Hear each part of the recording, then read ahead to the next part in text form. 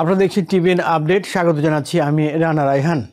আমেরিকার একটি গোপন রিপোর্টে ইসরায়েলি সামরিক ইউনিটগুলোর বিরুদ্ধে শত শত সম্ভাব্য মানবাধিকার লঙ্ঘনের অভিযোগ উঠে এসেছে। এসব অভিযোগ তদন্ত শেষ করতে স্টেট ডিপার্টমেন্টের কয়েক বছর লেগে যাবে বলে জানিয়েছেন দুজন আমেরিকান কর্মকর্তা। তারা ওয়াশিংটন পোস্টকে এই তথ্য দিয়েছেন। স্টেট ডিপার্টমেন্টের অফিস অব ইন্সপেক্টর জেনারেলের এই রিপোর্টই প্রথম সরকারি মূল্যায়ন যেখানে গাজায় ইসরায়েলের কর্মকাণ্ডকে লিহি লজে এর আওতায় পড়তে পারে বলে উল্লেখ করা হয়েছে। এই আইন বিদেশি সামরিক ইউনিটগুলোর বিরুদ্ধে কঠোর ব্যবস্থা নিতে নির্দেশ দেওয়া হয়েছে। এই আইনে যদি তাদের বিরুদ্ধে নির্ভরযোগ্য মানবাধিকার লঙ্ঘনের প্রমাণ পাওয়া যায়। আমেরিকার সরকারি কর্মকর্তারা বলেছেন, বিশাল এই অভিযোগের ব্যাকলগ ও ইসরায়েলের প্রতি নমনীয় মনোভাবের কারণে প্রকৃত জবাবদিহি নিশ্চিত করা কঠিন হয়ে পড়বে। সাবেক স্টেট ডিপার্টমেন্ট কর্মকর্তা চার্লস ব্লাহা বলেছেন, তার আশঙ্কা হচ্ছে যুদ্ধের আওয়াজ থেমে যাওয়ার সঙ্গে সঙ্গে জবাবদিহিতার প্রশ্নও হারিয়ে যাবে। ইন্সপেক্টর জেনারেলের অফিস কোনো মন্তব্য করেনি, যদিও তাদের ওয়েবসাইটে রিপোর্টটির অস্তিত্ব স্বীকার করা হয়েছে। সেখানে বলা হয়েছে এটি ক্লাসিফাইড এবং জনসাধারণের জন্য উন্মুক্ত নয়। রিপোর্টটি সম্পন্ন হয়েছিল ঠিক সেই সময়ে যখন ইসরায়েল ও হামাস এক যুদ্ধবিরতি চুক্তিতে পৌঁছায়। এই চুক্তির আওতায় জীবিত ইসরায়েলি জিম্মিদের মুক্তি, প্যালেস্টাইনের বন্দীদের বিনিময়, আংশিক সেনা প্রত্যাহার এবং সীমিত মানবিক সহায়তা পুনরায় চালুর ব্যবস্থা করা হয়। যদিও যুদ্ধবিরতি এখনও কার্যকর, সহিংসতা থেমে থাকেনি। স্থানীয় স্বাস্থ্য কর্তৃপক্ষ জানিয়েছে, মঙ্গলবারের ইসরায়েলি হামলায়, বিমান হামলায় অন্তত 104 জন প্যালেস্টাইনের বাসিন্দা নিহত হয়েছেন, যা যুদ্ধবিরতির পর সবচেয়ে রক্তাক্ত দিন হিসেবে চিহ্নিত হয়েছে।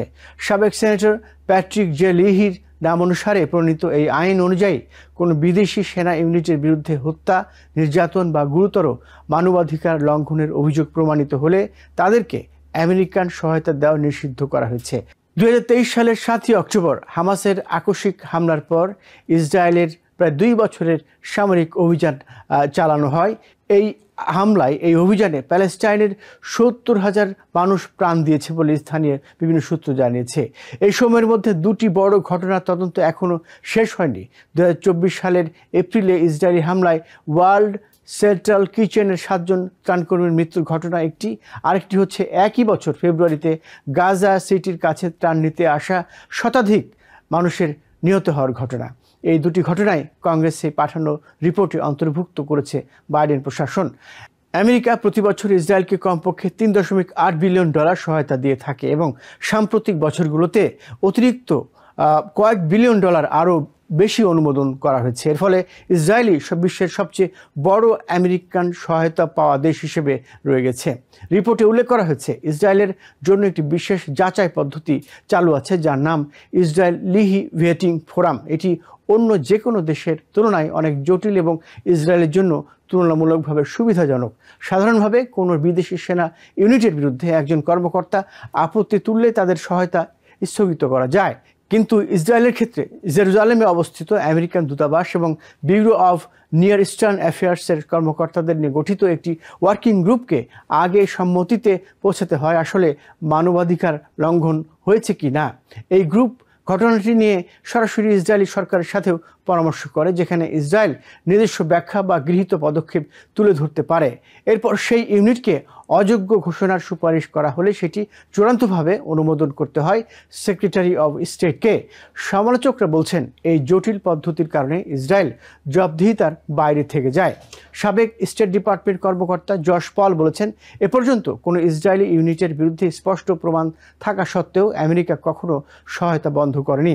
2022 সালে ওয়েস্ট ব্যাংকে এক চেকপোস্টে 78 বছর বয়সী আমেরিকান নাগরিক ওমর আসাদের মৃত্যুর ঘটনাও বাইডেন প্রশাসনের অবস্থান নিয়ে প্রশ্ন তুলেছিল। তদন্তে বলা হয়েছে, উইসকনসিনের মিলওয়াকির বাসিন্দা ছিলেন আসাদ। তাকে ইসরায়েলি সেনারা বেঁধে ও মুখ ঢেকে আটক করার পর হৃদরোগে তিনি মারা যান। আইডিএফ জানায়, ঘটনাটি নৈতিক ব্যর্থতা এবং ভুল সিদ্ধান্তের ফল, তবে সংশ্লিষ্ট সেনারা কোনো ফৌজদারি শাস্তি পাননি। বাইডেন প্রশাসন জানিয়েছে তারা ইসরায়েলের গৃহীত পদক্ষেপে সন্তুষ্ট এবং যেসব সেনা দায়ী ছিলেন তারা আর সেনাবাহিনীতে নেই।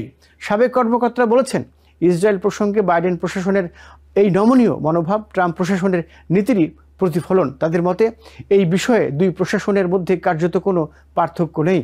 ক্ষমতায় আসার পর প্রেসিডেন্ট ডোনাল্ড ট্রাম্প স্বাধীন সরকারি ওয়াচডগদের সঙ্গে সংঘাতে জড়িয়ে পড়েন এবং ইতিমধ্যে 17 জন ইন্সপেক্টর জেনারেলকে বরখাস্ত করেছেন, যা অভূতপূর্ব বলে রাজনীতি বিশ্লেষকরা বলেছেন। নিউ ইয়র্ক থেকে সম্প্রচারিত TVN 24 টেলিভিশন বিশ্বজুড়ে বাঙালির কণ্ঠস্বর।